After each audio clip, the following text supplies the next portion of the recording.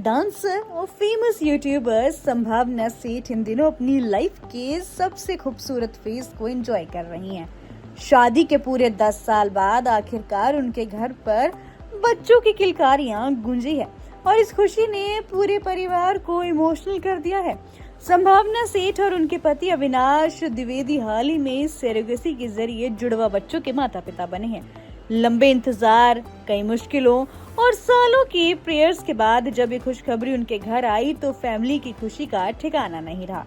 बच्चों के जन्म की न्यूज सामने आने के बाद संभावना के सास ससुर और फैमिली के दूसरे लोगों ने खास तौर पर मुंबई पहुंचे ताकि वो अपने नन्हे पोते पोती को मिल सकें। घर में जैसे ही दादा दादी ने बच्चों को देखा तो उनकी खुशी का ठिकाना नहीं रहा। कई सालों से जिस पल का इंतजार था वो आखिरकार सामने आ गया।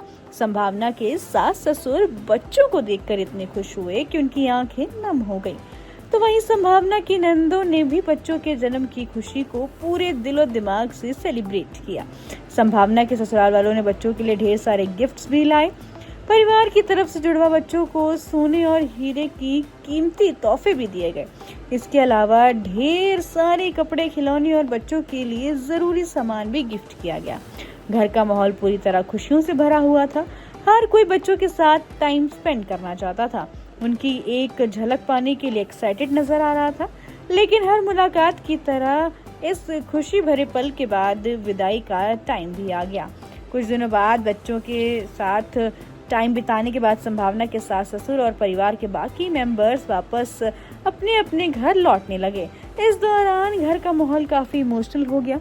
सबसे ज्यादा इमोशनल संभावना की सास नजर आई।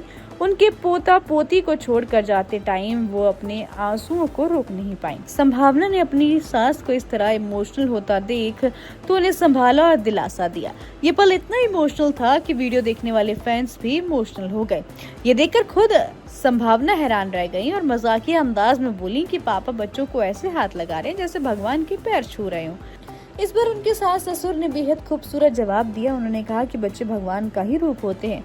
उनकी ये बात सुनकर वहां मौजूद सभी लोग इमोशनल हो गए। बता दें कि संभावना सेठ के लिए मां बनने का सफर बिल्कुल आसान नहीं था।